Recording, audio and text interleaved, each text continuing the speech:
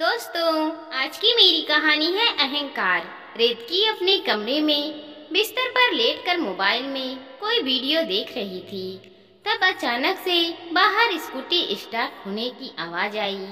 वो लपक कर बाहर आई। उसने देखा उसका देवर अंकुश उसकी स्कूटी पर बैठा हुआ था। वह गुस्से में भड़क उठी और तुरंत जाकर उसने स्कूटी की चाबी निकाली और गुस्से में कहने लगी, देवर जी, ये स्कूटी मेरे पापा ने मुझे दी है। आपकी हिम्मत कैसे हुई मुझसे बिना पूछे मेरी स्कूटी की चाबी उठाने की। अंकुश सकपका गया और कहने लगा, वाह भाभी, आज मुझे कॉलेज जाने के लिए देर हो गई तो मैंने सोचा कि स्कूटी से चला जाता हूँ। रेतकी मुंह बनाते हुए बोली कि यह स्कूटी मेरी है, आपकी औकात नहीं है स्कूटी चलाने की। आप अपनी साइकिल खींचते रहें जिंदगी भर, खुद से तो कुछ होता नहीं है। चले हैं मेरे पापा की दी हुई स्कूटी पर मौज उड़ाने। रेतकी व्यंग पूर्वक बोली तो देवर शर्मिंदा हो गया और चुपचाप अपनी साइकिल उठाकर कॉलेज जाने के लिए निकल गया। उसे कॉलेज पहुंचने में देर हो गई। आज उसका मन बड़ा आहत हो उठा था। उसकी भाभी को अपने मायके से आए हुए सामान का बहुत अहंकार था। घरेलू चीजें तो वह तो अपनी सास को भी हाथ नहीं लगाने देती थी। खैर, धीरे धीरे समय बीतता गया। रेतकी को इतना अहंकार था कि वह गृहस्थी अलग करने के लिए जिद पकड़कर बैठ गई। घर में तनाव पूर्वक माहौल रहने लगा तो सास ससुर ने भी बंटवारा कर दिया। हालांकि इससे पूरा परिवार बेहद दुखी था।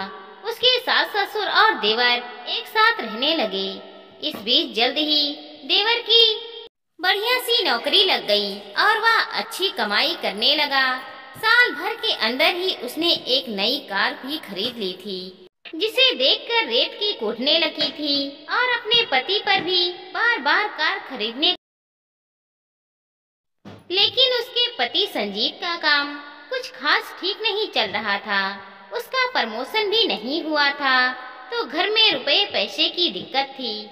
लेकिन उसकी पत्नी बार बार उस पर दबाव बनाए जा रही थी कि आप नई कार खरीदो। तनाव के कारण संजीत की तबीयत बिगड़ने लगी। एक रात उसके सीने में जोर का दर्द उठा। अब तो रेतकी घबरा गई। इतनी रात को वह अकेले पति को लेकर कहाँ जाती। उसे कुछ समझ नहीं आया तो वह दौड़कर अपने सास ससुर के कमरे के पास गई और दरवाजा पीटकर मदद के लिए गुहार लगाने लगी। तब अंकुश भागते हुए आया। उसने अपनी कार की चाबी उठाई और तुरंत भैया को लेकर हॉस्पिटल भागा। उसकी ताकत के कारण उसके भैया की जान बच पाई थी। रेतकी शर्मिंदा थी। उसने अपने देवर को अपनी स्कूटी के लिए कितना कुछ कह सुनाया था और आज वही देवर मुसीबत में अपनी कार में बिठाकर उन लोगों को हॉस्पिटल तक लेकर आया था, जिसके कारण उसके पति की जान बच पाई थी। आज रेतकी खुद की हरकतों पर बेहद शर्मिंदा थी। उसने अपने देवर और सास ससुर से रोते हुए माफी मांगी। रेतकी कहने लगी, मुझे अपनी चीजों का बहुत अहंकार था, लेकिन परिवार का मतलब यही होता है कि सभी एक दूसरे की चीजों से अपने जीवन को आसान बनाएं।